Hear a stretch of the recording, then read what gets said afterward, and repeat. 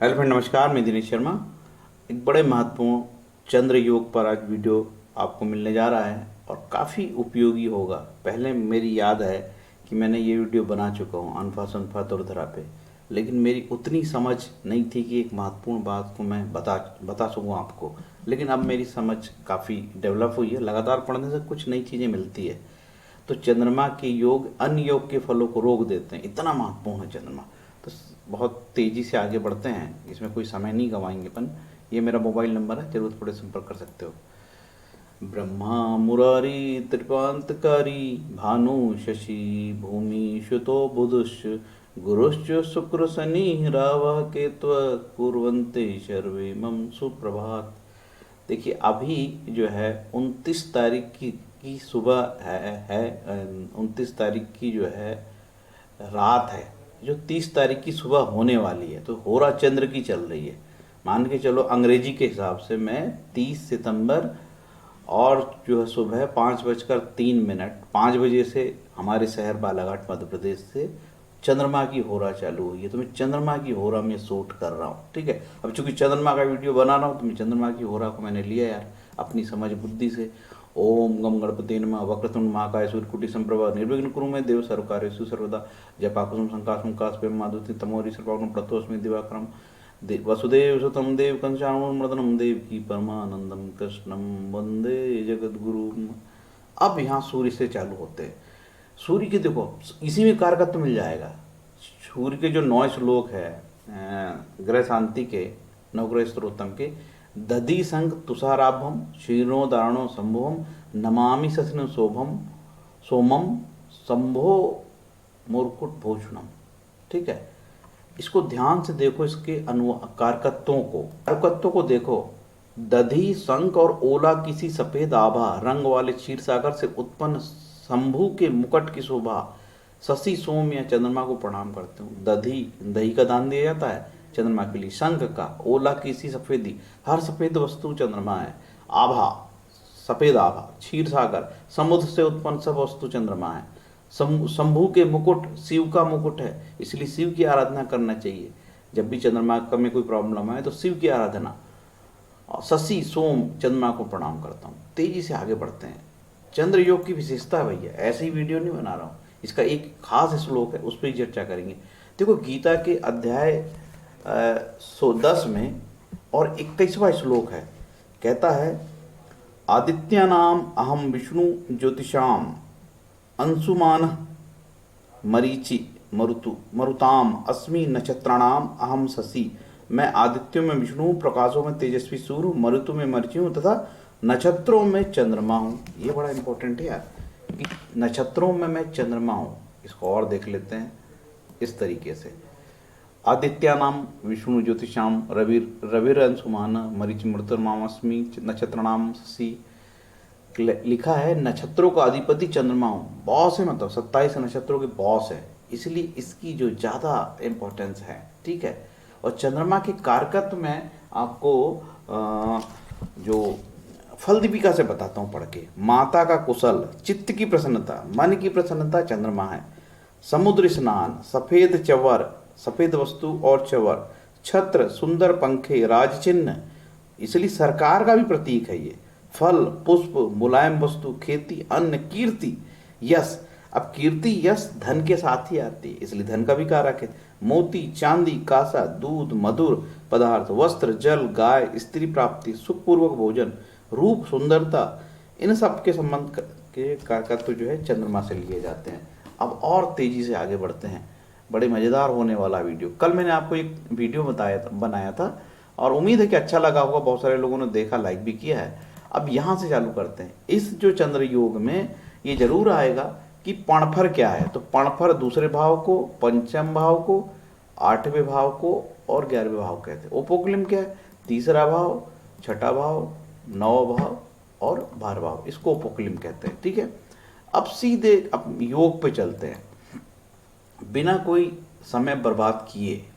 पाराशर मुनि ने जो होराशास्त्र लिखी है सीताराम झा की, और अध्याय 38 का पहला श्लोक बोलता है सूर्य से चंद्रमा यदि केंद्र में हो तो जातक के धन, बुद्धि, कौशल, कीर्ति आदि अल्प हों।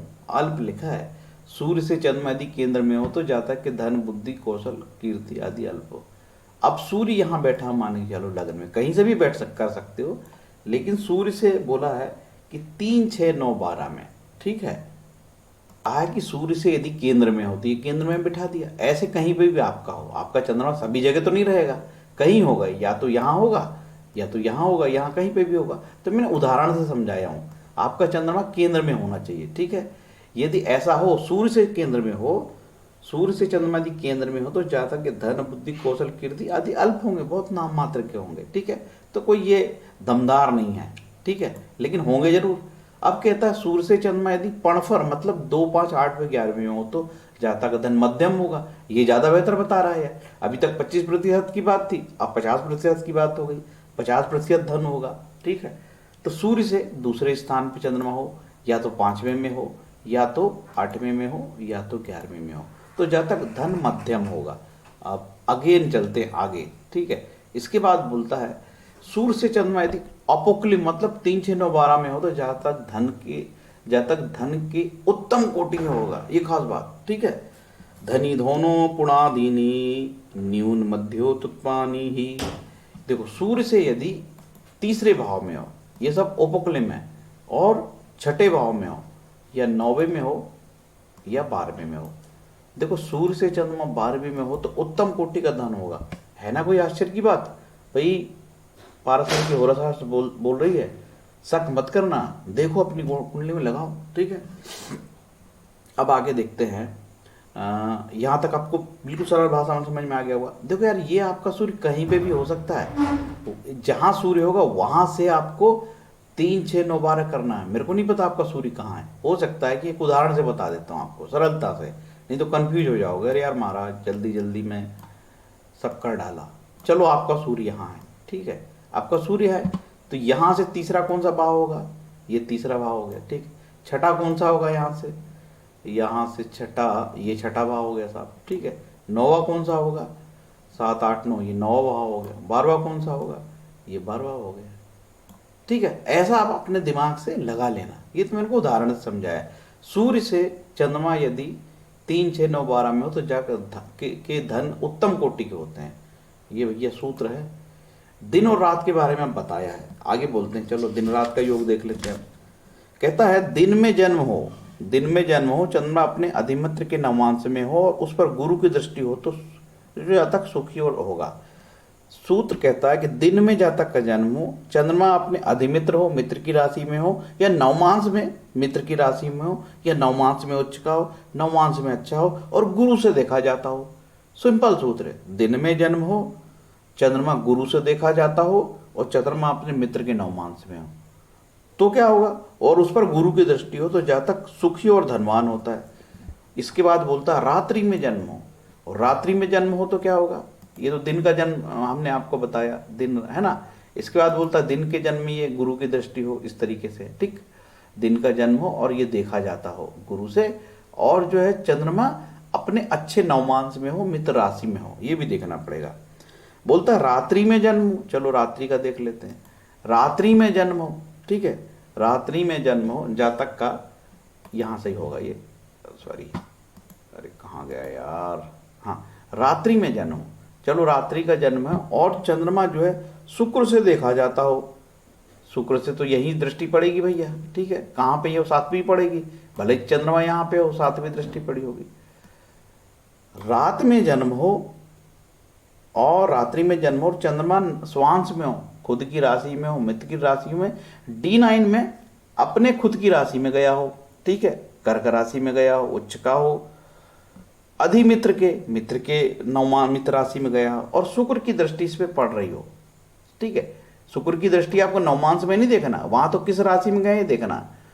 तो यदि भैया रात का जन्म हो और शुक्र की दृष्टि हो, अरे इतना ही याद रखो, चंद्रमा रात का जन्म और शुक्र की दृष्टि, दिन का जन्म और गुरु की दृष्टि, नवमांश देखते रहना। तो ये योग के बारे में बताया है इसने। दृष्टि हो तो धनी और सुखी होता है, इसके विपरीत हो तो जातक निर्धन अथवा अल्प होता है, ठीक है। ये जान लेना, अच्छे से समझ लो श्लोक को। तो दिन का जन्म गुरु की दृष्टि, रात का जन्म शुक्र की दृष्टि, लेकिन दोनों कंडीशन में मित्र नवमांश में होना चाहिए। चंद्रमा अच्छी कंडीशन में होना चाहिए। कहाँ? D1 में और D9 में, ठीक है, दोनों में देखना है। तो ये आपको समझ में आ गया होगा बड़े आसानी से।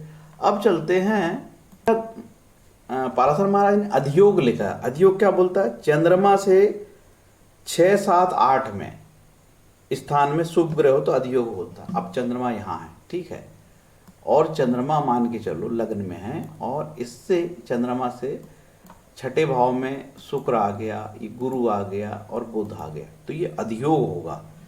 इसमें जन्म लेने वाले ग्रहों के बल के अनुसार राजा या मंत्री अथवा सेनापति अवश्य होता है। चंद्रमा अधियोग बनाता शुभ ग्रहों का। अब इसमें ये नहीं लिखा है, सिर्फ शुभ ग्रह लिखा है, पाप ग्रह नहीं लिखा है। लेकिन याद रखना सूर्य के साथ ही आगे ही पीछे रहेगा भैया, ठीक है। ये जो सूर्य है ना, तो ये बुध भी कहीं ना कहीं आपको टकराएगा, बुध भी मिलेगा यहाँ पे, ठीक है। तो बुध भी शुभ ग्रह में काउंट होता है, बुध इतने दूर नहीं जाएगा भैया। गुरु यहाँ हो सकता है, गुरु कहीं पे भी हो सकता है, लेकिन ये बुध जो है सूर्य के आसपास रहेगा, और सूर्य भी यहीं टकराएगा आसपास, इतने दूर से ज्यादा जाता नहीं है भैया। सूर्य के आगे या तो बुध होगा थोड़ा आगे, या तो शुक्र होगा, ऐसे भी नहीं मिलता, ये बिल्कुल लटके ही मिलता है, यहाँ मिलेगा या तो यहाँ। क्योंकि मैंने आपको एक बार बताया था गणित अंश है कि भैया ये जो शुक्र महाराज है 72 अंश से आगे नहीं जाता, और सूर्य महाराज 46 अंश के आगे नहीं जाता, फिर जाते हैं और फट से वक्री हो जाते हैं। तो इस प्रकार का कहीं कोई योग मिले कि सूर्य से जो है छठे, ये छठा भाव, 7वां भाव और 8वें भाव में शुभ ग्रह हो, तो क्या बोला है? बल के अनुसार राजा या मंत्री और सेनापति अवश्य होता है, ठीक है। समझ के भैया, अंधाधुंध नहीं लगाना यार, बोले कुछ और समझे कुछ, कठिन काम है। इसके बाद बोलता है अधिक, मध्य, अल्प योग। 3 प्रकार का बता रहा है। एक तो अधिक, मध्य, अल्प योग। कहता है पहली कंडीशन, चंद्रमा से वृद्धि मतलब उपचय में 3, 6, 10, 11 में सब शुभ ग्रह हो तो जातक महाधनवान। अब चंद्रमा से या तो गुरु होगा यहाँ पे, ठीक है, यहाँ तो बुध होगा, तो बुध के आगे सूर्य होगा यार। ये शुक्र इतनी दूर थोड़ी आएगा मेरे भाई, आ ही नहीं सकता। और ये होगा, ये संभव टाइप का लग रहा है। चंद्रमा से 3, 6, 11 में, 3, 6, 10, 11 में कभी भी हो ही नहीं सकते सारे शुभ ग्रह, ठीक है। ज्यादा से ज्यादा यहाँ पहुंचेगा, ज्यादा से ज्यादा शुक्र यहाँ पहुंचेगा यार, शुक्र भी मुश्किल है इसका, हाँ शुक्र पहुंच जाएगा यहाँ, शुक्र यहाँ पहुंचेगा, ज्यादा से ज्यादा बुध यहाँ पहुंचेगा। अरे किसी हाल में नहीं आ सकता बुध यहाँ पे, क्योंकि गणित है, किसी हाल में नहीं आता। हाँ गुरु जरूर यहाँ से हट के यहाँ आ जाएगा, गुरु कहीं पे भी रह सकता है, ठीक है, गुरु यहाँ रह सकता है, लेकिन फिर जो है सारे ग्रह या तो यहाँ होंगे, या तो यहाँ होंगे, या तो यहाँ होंगे, ठीक है। इधर नहीं आ सकते भैया, एक घर नहीं पाड़ सकते, ठीक है। तो ये संभव नहीं लगता यार योग कि चंद्र से तीसरे, छठे और 11वें भाव में सब ग्रह हो, शुभ ग्रह हो ही नहीं सकते। क्योंकि शुक्र और बुध तो सूर्य के साथ ही घूमेंगे ना, और गुरु कहीं पे भी घूम सकता है, ठीक है, गुरु कहीं पे भी घूम सकता है। लेकिन शुक्र और बुध की तो मर्यादा है, शुक्र और बुध सूर्य के साथ ही टहलेंगे। वो ज्यादा से ज्यादा शुक्र कहाँ जाता है? जैसे सूर्य यहाँ है तो शुक्र ज्यादा से ज्यादा यहाँ तक बढ़ता है, इससे ज्यादा नहीं बढ़ता, और फिर वक्री होने लगता। वही हाल बुध के, थोड़ा सा आगे बढ़ता फिर वक्री होने लगता। इसी कारण सारे ग्रह जो है बुध और शुक्र सूर्य के आसपास घूमते हैं। तो इसका मतलब 3, 6, 10, 11 में हो ही नहीं सकते, ये गणित कहता। हो सकता है यार मैं बिल्कुल गणित समझ रहा हूँ गलत, तो आप लोग कमेंट करके लिखना महार पंडित जी आप थोड़ा यहाँ पे गलत हो, तो मैं अपनी बात को तत्काल सुधार लूंगा। सूत्र क्या है? सूत्र कहता है कि चंद्रमा से तीसरे भाव में, ठीक है, या छठे भाव में, या 10वें 11वें भाव में, ये भी 10वां भी उपचय, 11वां भी उपचय, शुभ ग्रह हो तो जातक महाधनी होगा, तो महाधनवान होगा। और फिर कहता है कि यदि 2 में हो तो चलो एक यहाँ पे हो, सूर्य कहीं पे भी हो, और शुक्र तो यहीं मिलेगा यार, है ना, और कहीं गुरु भी आ जाए यहाँ पे, तो बोलता है कि 2 हो तो मध्यम धनी होगा, और 1 हो तो मान के चलो कि ऐसी परिस्थिति आ गई कि ये इधर केंद्र में आ गए, इधर आ गए, चौथे भाव में आ गए, ठीक है, शुक्र चौथे भाव में आ गया, इधर सूर्य पड़ा, बुध तो यहाँ पहुंचने, हाँ बुध महाराज यहाँ पहुंचे, मात्र 1 घर, ठीक है। तो 1 घर हो तो बोलता है कि अल्प धनवान होगा, ठीक है, ऐसा योग समझना। अब ये चंद्रमा से कहीं पे भी 3, 6 बन सकता है, ठीक है, चंद्रमा से ये 3 और चंद्रमा से 5 6 है, और चंद्रमा से ये 10 है ना, और ये 11, ऐसे कहीं पे भी आप बना सकते हो। इसका आपको ध्यान रखना पड़ेगा। तो ये मैंने बताया आपको, चंद्रमा से अधिक मध्य अल्प योग बनते हैं, ठीक है। और इसके बाद बोलता है कि सुनफा अनफा दुर्धरा योग। अब ये ऐसे योग है जिनके बारे में सबको पता है, सुनफा अनफा दुर्धरा योग, है ना। और इनके योग भी जो राजयोग की श्रेणी में शामिल होते हैं। कैसे कि भाई चंद्रमा से कोई भी, यहाँ इसमें ये नहीं बोला है, सूर्य को छोड़कर बोलो, सूर्य को नहीं गिना, सूर्य को छोड़कर चंद्रमा से द्वितीय स्थान में कोई ग्रह हो तो सुनफा अनफा होगा। तो शनि मंगल भी हो सकते हैं। यदि शनि है और ये मंगल है तो भी भैया ये दुर्धरा बन गया। लेकिन पाप दुर्धरा बनी तो पाप कर्तरी बनी ना। ऐसे ये वाला योग ज्यादा फल नहीं देगा। चंद्रमा के एक घर आगे शनि, एक घर मंगल, और कहीं इधर सूर्य भी आ गया, सब पाप दुर्धरा बन गई, पाप की बन गई। सूर्य को तो मान्यता देता नहीं, ठीक है। तो ये पाप वाली दुर्धरा बन गई, पाप कर्तरी बन गई। ये अच्छे फल नहीं देती। फल कौन से अच्छे फल देगी? फल देगी कि जब गुरु यहाँ हो, ठीक है, और जो है शुक्र यहाँ हो, ठीक, ये बहुत शुभ बन गई। अब शुक्र हो गई तो भैया ये सूर्य तो अगले इधर भी तो भटकेंगे ना। ज़्यादा से ज़्यादा शुक्र यहाँ होगा, क्योंकि शुक्र सूर्य से ज़्यादा दूर जाता नहीं है। और कहीं बुध यहाँ हो, ठीक है। तो ये वाले जो योग हैं गुरु और शुक्र, ये वाली दुर्धरा ज़्यादा बनेगी, बहुत शुभ है।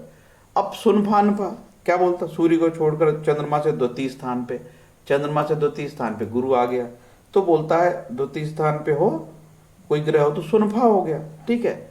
और कहीं सूर्य से 12वां हो तो ये 12वां यहाँ आ गया, 12वां हो तो कहता है कि अनफा बन गया, और दोनों तरफ हो तो दुर्धरा बन गया। ये राजयोग की श्रेणी में आता है, ठीक है। इन तीनों योग में जहाँ तक धनी और सुखी होता है, सुनफा में उत्पन्न राजा या राजतुल्य बुद्धिमान धनी विख्यात अपने भुजबल से धनी होता है। अनफा में राजा निरोग सब सुखों से युक्त सुशील यशस्वी स्वरूपवान होता है। दुर्धरा में प्राप्त सुख को भोगने वाला और दानी वहां होता है। कई बार हमने देखे कि चंद्र में से ऐसे 12वें में कई ग्रह हो जाते हैं, ठीक है, ऐसे इसमें भी राजयोग हो जाता है, समझ गए। और कई बार शुक्र से दूसरे में ऐसे ग्रह हो जाते हैं तो इसमें भी राजयोग हो जाता है, ये भी बहुत बड़ा राजयोग हो जाता है, ठीक है। तो इस प्रकार से ये हमने सुनफा अनफा बताया। तो आप बोलो अब केमद्रुम बता दीजिए, सबसे डरावना, ठीक है। केमद्रुम को समझ लो, ठीक, 17 मिनट का वीडियो हो गया, केमद्रुम को समझ लो। अब केमद्रुम मान के चलो चंद्रमा आपका यहाँ पे। केमद्रुम की विशेषता ये है कि सूर्य के अगल बगल में ना सूर्य से दूसरे भर में या 12वें में कोई ग्रह नहीं होना चाहिए। अकेला सूर्य, ना सूर्य से दूसरा ना सूर्य से 12वां। चंद्रमा अकेला होना चाहिए। चंद्रमा अकेला है तो कहलाएगा कि केमद्रुम योग बन गया। अब यदि चंद्रमा के साथ में या उससे दूसरे 12 स्थान में तथा लग्न से केंद्र में सूर्य को छोड़कर अन्य कोई ग्रह नहीं हो तो केमद्रुम योग बनता है। देखो केमद्रुम तक बनेगा जैसे यदि यहाँ गुरु आ गया भैया केंद्र में, ठीक है, यदि यहाँ आ गया यहाँ तो केमद्रुम फेल, समझ गए। और यदि शुक्र आ गया सूर्य को छोड़ के, यदि बुध आ गया कहीं पे भी हो बुध यहाँ, ठीक है, तो केमद्रुम फेल हो गया। और यदि कहीं केवल एक और ग्रह आ गया, मंगल ही आ गया, ठीक है, कोई भी ग्रह का बोल रहा है यार, यदि चंद्रमा के साथ में उससे दूसरे 12वें स्थान में तथा लग्न से केंद्र में सूर्य को छोड़कर अन्य कोई ग्रह नहीं हो तो केमद्रुम योग बनता है। हो सकता है मंगल हो तो भी केंद्र में नहीं बनेगा, ठीक है। और शनि है और शनि यहाँ आ जाएगा तो भी केमद्रुम नहीं बनेगा, ठीक है, तो भी केमद्रुम नहीं बनेगा। और गुरु आ गया तो कोई बात ही नहीं, गजकेसरी योग बन गया। और कहीं गुरु आ गया तो गजकेसरी योग बन गया, ठीक है। तो ऐसे में केमद्रुम फेल हो जाएगा। जनरली हम लोग केमद्रुम की गलत परिभाषा करते हैं, ठीक है। यदि चंद्रमा से केंद्र में, अब चंद्रमा हो सकता है अष्टम भाव में हो और अष्टम भाव से यहाँ चौथे में केंद्र में आ गया, 1 2 3 4, केमद्रुम फेल। और इससे अब अगला केंद्र कौन सा आएगा? अगला केंद्र ये आएगा 7 और 8, ठीक है ना, ये भी केंद्र में जाएगा। अगला 7 यहाँ जाएगा, ये केंद्र में जाएगा, ठीक है। इसके बाद ये 10 केंद्र में जाएगा। तो इस तरीके से केमद्रुम यदि चंद्रमा से केंद्र में सूर्य को छोड़ के कोई भी ग्रह आ जाए तो केमद्रुम फेल हो जाएगा, ठीक है। बाकायदा श्लोक लिखा है, योग केमद्रुमो नाम तत्र जातो अतिग्रहित बुद्धि विद्या विनिश्चय दरिद्र पति संयुक्त। तो इसमें इस तरीके से समझाया है। अब इसके बाद और कह दिया है कि ये तो मैंने आपको समझा दिया, ठीक है। इसमें समझ में आ गया होगा। फिर से एक बार आप जो है ना केमद्रुम को समझो यार, ठीक है ना। केमद्रुम में बोला कि अकेला चंद्रमा होना चाहिए, ठीक। और सूर्य को इसमें लिख भी दिया मैंने, सूर्य को छोड़कर चंद्रमा से द्वितीय स्थान में कोई ग्रह ना हो तो, यदि चंद्रमा से 12वें भाव में कोई ग्रह ना हो तो, मतलब दोनों तरफ ग्रह ना हो तो केमद्रुम। और यदि केंद्र में कोई ग्रह आ गए तो, केंद्र में कोई भी ग्रह आ सकता है, मंगल आ गया तो ये क्या केंद्र कहलाएगा। अब चंद्रमा लग्न में बैठा है यहाँ, तो ये केंद्र कहलाएगा, ये केंद्र कहलाएगा, ये केंद्र कहलाएगा। हो सकता है चंद्रमा यहाँ बैठा हो, ठीक है। और ये बिल्कुल यहाँ पे, यहाँ चंद्रमा से 10वां हो गया, केमद्रुम फेल हो गया, ठीक है। और चंद्रमा यहाँ बैठा हो, केमद्रुम फेल हो गया। आप बोल रहे हो यार मेरा तो केमद्रुम है, नहीं केमद्रुम फेल हो गया। इसका मतलब कोई रेयर कुंडली में केमद्रुम बनेगा, कोई रेयर कुंडली में केमद्रुम बनेगा। केमद्रुम बहुत कम बनते हैं, ठीक है, इसको समझो। तो आप भी नहीं डरो, मैं भी नहीं डरो, पब्लिक को भी मत डराओ, ठीक है।